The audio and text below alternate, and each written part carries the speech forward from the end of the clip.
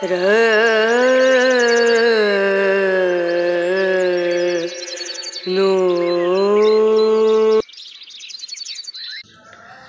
Everyone, good morning, welcome back to my channel Indrani's ব্লগে তোমাদের সকলকে স্বাগত জানিয়ে আজকের ভিডিওটি স্টার্ট করছি। আশা করি তোমরা সকলে ভালো আছো আর আমিও ভালো আছি। এখন বাজে সকাল 7:30 আর আজকের এসি সার্ভিসিং করার কথা আছে, তো একটু পরে আসবে। তো চলো ভিডিওটা এখন থেকে স্টার্ট করলাম, তোমরা দেখতে থাকো কন্টিনিউ, আর কেউ স্কিপ করো না।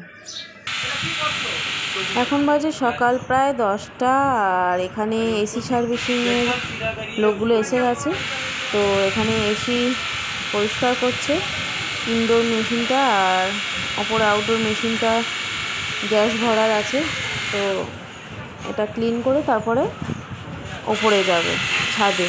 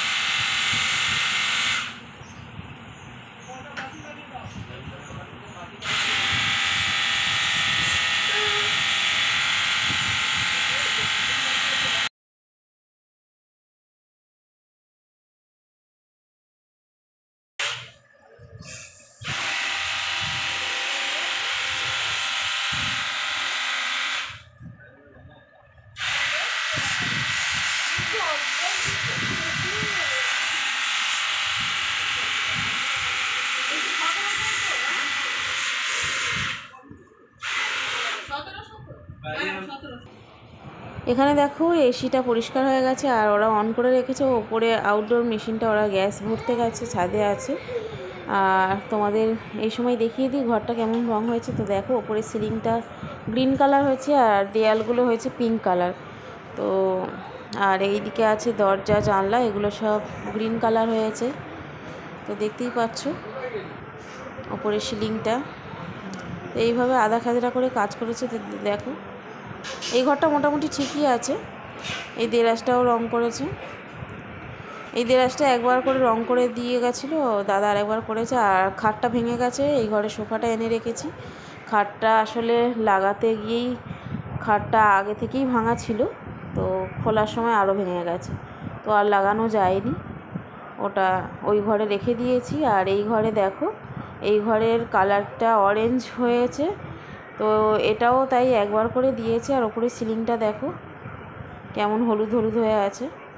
তো এটা ডবল করার কথা ছিল, তার আগেই চলে গেছে মিস্ত্রিরা। তো যাই হোক, আর এখানে আমি সিংহাসনটা রং করেছি, চেয়ারটা রং করেছি ব্রাশ দিয়ে আমি করেছি। এখানে ঈশান ঠাকুরটা পেতে দিয়েছে। আর এদিকে রান্নার জায়গায় দেখো এখানে আমি আয়নাগুলো করেছি রং, আর চেয়ারটা করেছি। আর এই গলিতে রং বলতে দেয়ালে হয়েছিল, ওপরে সিলিংটা ওরা করেনি, বলেছিল পরের দিন এসে করবে, তো আর আসলো না। আর ওপরে সিলিংয়ের একটা কাঠ ভাঙা ভাঙা ছিল, তো ওটা কালকে আমি আর বুবাই মিলে ভেঙে ফেলে দিয়েছি, নাহলে মাথা পুরো ফেটে যেত। তো যাই হোক, এখানে মাসি এসে বাসন মাজছে আর এদিকে ঈশান টিভি দেখছে। ঘরের মধ্যে খাটটা নেই, সোফার মধ্যে এখন শোয়া টোয়া হচ্ছে আর কি। আর খাটটা ওই ঘরে খুলে রেখে দিয়েছি। খাটের ওপর যে গদিটা ছিল ওই ঘরে মেঝেতে পেতে দিয়েছি। তো আপাতত এই রকমই গুছিয়েছি। এখন বাজে প্রায় 11টা আর এখানে দেখো শুকনো লঙ্কা আছে, আর এখানে আছে পেঁয়াজ, আদা, রসুন, আর আছে গোটা গরম মশলা আর কালো মরিচ, মানে গোলমরিচ আর কি। তো যাই হোক, এখানে আছে কারি পাতা আছে, আর সাদা তেল আর ঘি, আর এখানে আছে আমুলিয়া পাউডার মিল্ক আর চাল, আর আছে চিনি। তো বাজার তো হয়ে গেছে, এখন আমি রান্না করব। রান্না বলতে আজকে চিকেন এনেছে, ভাবছি দক্ষিণী চিকেন করব। আর এদিকে বুবাই ডিম ফাটাচ্ছে, ওকে আমি ডিমের অমলেট বানিয়ে দেবো। ও বললো ডিমের অমলেট খাবে, ও আর ঈশান। তো 3-4টে মতো ডিম ফাটিয়ে নিচ্ছে। ওদের ডিমটা ভেজে দিয়ে তারপর আমি রান্নার জোগাড়টা করে নেবো।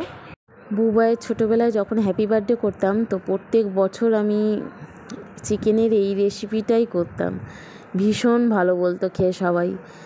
তাই আজ সকালে দাদা বললো এই চিকেনের এই রেসিপিটাই করতে হবে। তো সেই জন্য ও অ্যারেঞ্জ করে দিয়েছে সমস্ত উপকরণ, যা যা লাগে আর কি।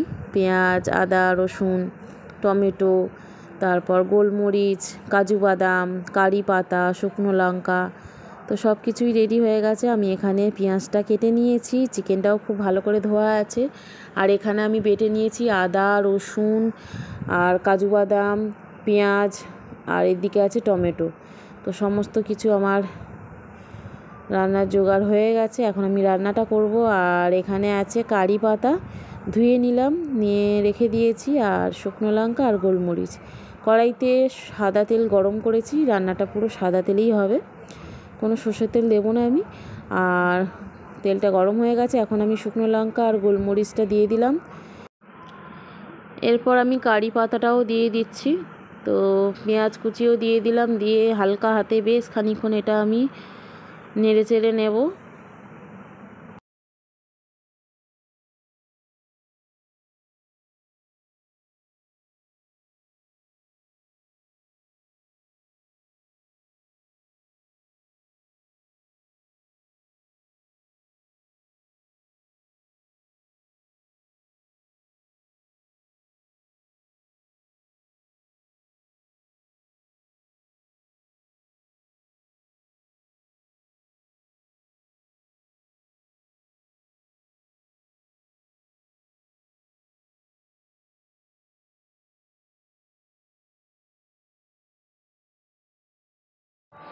বেশ কয়েক মিনিট আমি হালকা হাতে নাড়াচাড়া করার পর আমি মশলার পেস্টটা এখানে দিয়ে দিলাম।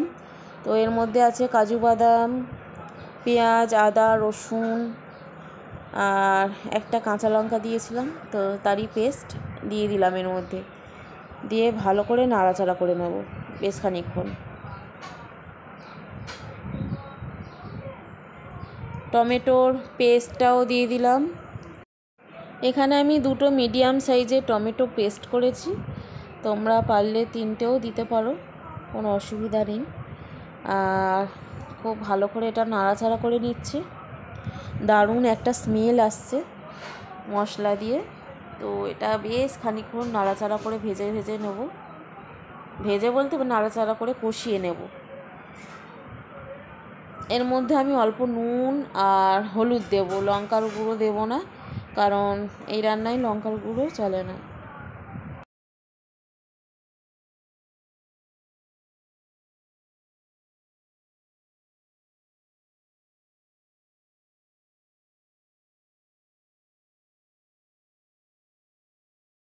বেশ খানিকক্ষণ এটাকে আমি নেড়ে চেড়ে নিয়ে তারপরে এর মধ্যে পরিমাণ মতো হলুদের গুঁড়ো দিয়ে দিচ্ছি। আর হলুদের গুঁড়ো দেওয়ার পর এটা আবারও বেশ ভালোভাবে মিশিয়ে নেব মশলার সাথে। তো আরও খানিকক্ষণ এটা নাড়াচাড়া করে নিচ্ছি।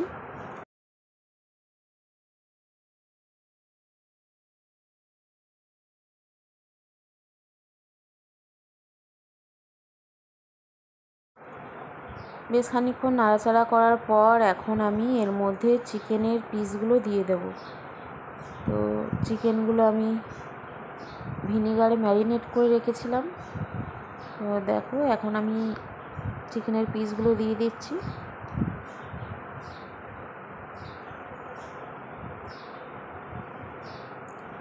একে একে সমস্ত চিকেনের পিসগুলো আমি দিয়ে দিলাম। আর এর মধ্যে আমি স্বাদ মতো অল্প নুন দিলাম। তো হাতে নুন রেখেই দিচ্ছি, আবার যদি লাগে পরে টেস্ট করে দেওয়া যাবে। তো নুন দিয়ে বেশ খানিকক্ষণ এটা আবারও নাড়াচাড়া করব, চিকেনটা ভালো করে কষিয়ে নেব মশলার সাথে।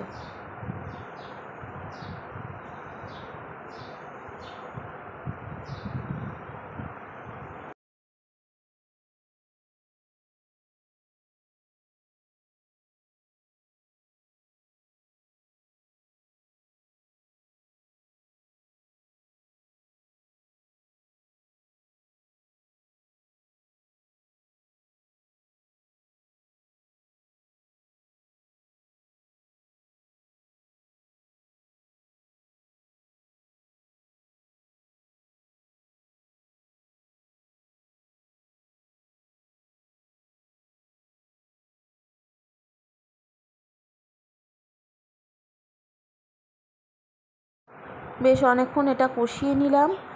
আর এর মধ্যে আমি খুব বেশি জল অ্যাড করব না, যতটুকু লাগবে চিকেনটা সুসিদ্ধ হওয়ার জন্য ঠিক ততটুকুই আমি জল দিয়েছি, এখানে দেখতেই পাচ্ছ।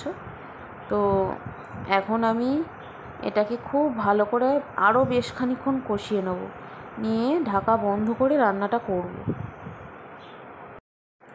এখানে দেখো চিকেনটা আমার মোটামুটি কমপ্লিট রান্না করা, আর খুব ভালো করে সেদ্ধ করা হয়ে গেছে, সুসিদ্ধ হয়ে গেছে। আর এখানে চিকেনের সাথে খাওয়ার জন্য এখানে আমি রাইস বানিয়েছি। এখানে রাইস বলতে ফ্রাইড রাইসের মতনই করেছি খানিকটা। তো এর মধ্যে দিয়েছি ঘি আর পেঁয়াজ ভাজা, ডিম ভেজে দিয়েছি ভালো করে, কড়া করে ডিম ভেজে দিয়েছি, আর আছে কাজু কিশমিশ আর গরম মশলা, গোটা গরম মশলা। তো রান্না তো হয়ে গেল, তোমরা বাড়িতে অবশ্যই ট্রাই করে দেখতে পারো, খুব সুন্দর লাগে এরকম রেসিপি। চিকেনের সাথে দারুণ লাগে, পরোটার সাথে লুচির সাথেও যায় এই রেসিপিটা। তো চলো বন্ধুরা, আজকের ভিডিওটি আমি এখানেই এন্ড করছি। ভিডিওটি তোমাদের কেমন লাগলো অবশ্যই লাইক কমেন্ট করে জানিও। যদি ভালো লাগে চ্যানেলটি অবশ্যই সাবস্ক্রাইব করে পাশে থেকো, আর পাশে থাকা বেল আইকনটি অবশ্যই প্রেস করে দিও, যাতে করে নতুন নতুন ভিডিওর নোটিফিকেশান তোমরা পেয়ে যাও। আজকের মতো টাটা।